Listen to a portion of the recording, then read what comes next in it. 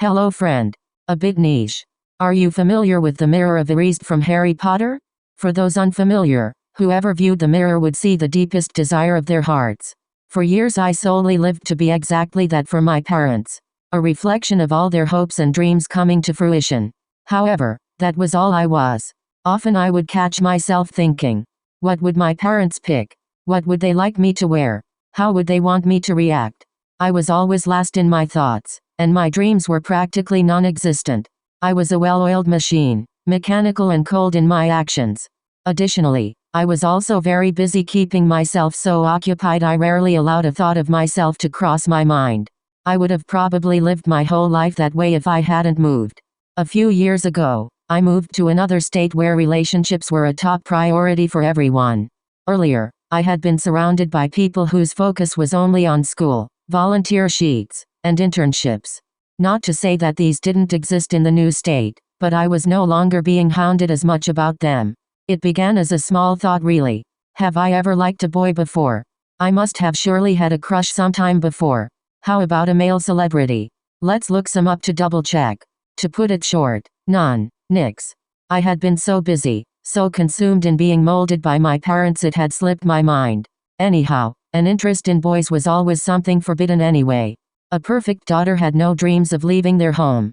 After all, didn't I have my parents there anyway? However, that was the cataclysmic event that completely shifted my views of self. I began to think about what I wanted. When I was an old lady and no longer had high expectations hanging like a guillotine above my head, what would I want? I'll save you guys the full breakdown of what went down that involved me crying for several months straight. I am gay. I have always been deep down on some sort of atomic level. It only took me 20 years to even begin to listen to myself. Problem solved, right? I could only wish it was so. That's when the true panic began to set in because I was a lie. An absolute sham. That mirror I had mentioned before was a total illusion. Perhaps it had always been, but in that particular moment, my world had crumbled. I couldn't eat. I could honestly hardly breathe. I couldn't tell anyone, because, in my long ancestral line, not a single person had been gay. Can you believe it? Because I can't. A long line of devoted Catholics who were so traditional, it hurt. I had even gone to all the Bible classes where, like an omen to my future troubles, the question, do gay people go to heaven? Had been asked. Guess the answer. I dare you. Again no. Unfortunately, I was not destined for the pearly gates. A sin so grave that it would never be forgiven. Peter denying Jesus was somehow a lesser offense than simply being myself. Did I not love God as much as any other devotee?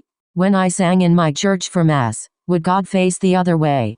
Was my sin the knowledge of self, like a forbidden fruit, that had been denied my whole life by my parents? I will not lie. I wept so hard that my eyes were always red and sore. Till one night I asked God to give me a sign of what I should do. Should I be single till death, never acting on my homosexual thoughts or happiness? That night, I dreamed. In the dream, I was happy, I had children, and I was married. To a man. I woke up crying and gagging. However, something clicked that day. I did not want that, not the kids, and absolutely not the man. I had seen what was expected of me, and despite the happiness on my face, it had all looked too perfect. Perfect, as always. That was not me, not anymore. Many trails and more ongoing. I can say I am happy, I'm still gay, and if I send the occasional hello to God, that's between him and me. I can't wait to continue living on this road that has been carved out step by me. I may stumble, I may still question, but it is all mine. I love you and thank you for reading.